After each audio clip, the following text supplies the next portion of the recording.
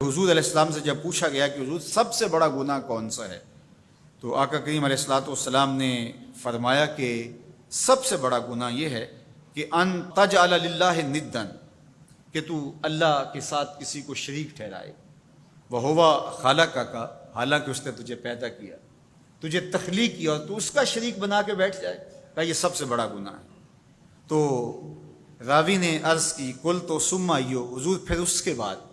تو آقا کریم نے فرمایا ثم ان تقتل ولدک خشیۃ ان یطعم معک، تو بچے کو اس لیے قتل کر دے کہ یہ کس طرح میں اس کو پال سکوں گا، بچے کو ضائع کر دینا، اس کو قتل کر دینا۔ اللہ فرماتا ہے نحن نرزقکم وایاہم، ہم تمہیں بھی رزق دیتے ہیں ان کو بھی دیں گے۔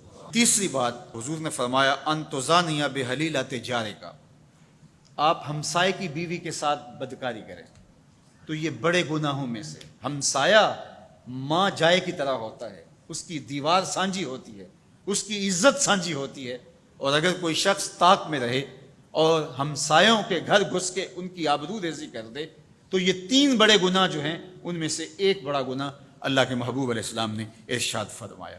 حضرت عبداللہ ابن مسعود رضی اللہ تعالی عنہ سے یہ روایت مروی ہے کہ لا احد اغیر من اللہ عز وجل، اللہ سے زیادہ کوئی غیرت مند نہیں ہے، اللہ سب سے زیادہ غیرت مند ہے، اور اس کی غیرت کا تقاضا یہ ہے وَلِذَالِكَ حَرَّمَ الْفَوَاحِشَ مَا ظَهَرَ مِنْهَا وَمَا بَطَنَ، کہ اس نے بے حیائی کو چاہے وہ پوشیدہ طور پہ کی جائے یا اعلانیہ طور پہ کی جائے اس کو پسند نہیں کیا، اور اس نے منع کر دیا، لوگوں کو روک دیا، حرام قرار دے دیا، اس لیے کہ وہ خود غیرت مند ہے۔ غیرت مند مالک غیرت کا سبق دیتا ہے اپنی مخلوق کو۔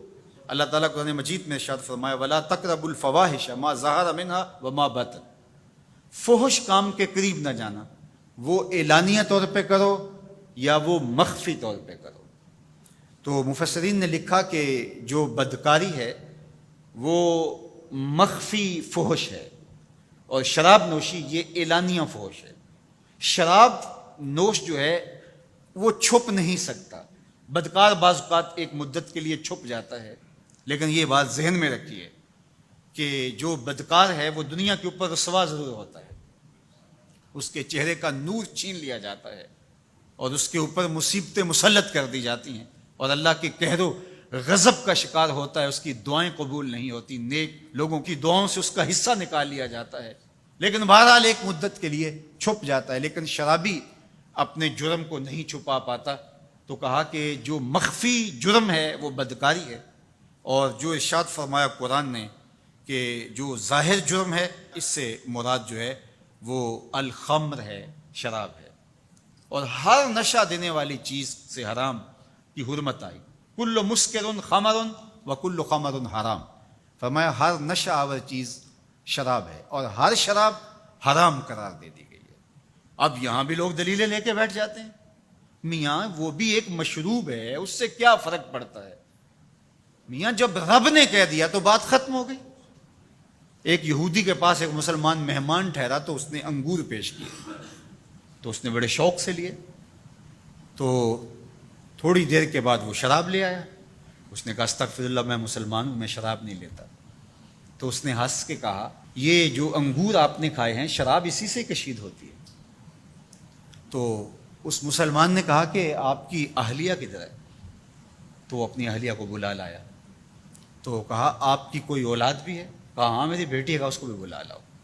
تو اس کو بھی بلا لایا۔ جب دونوں آ کھڑی ہوئی تو کہا کہ یہ حلال ہے تیرے لیے، اور یہ بیٹی اسی کی ہے، اور یہ حلال نہیں ہے۔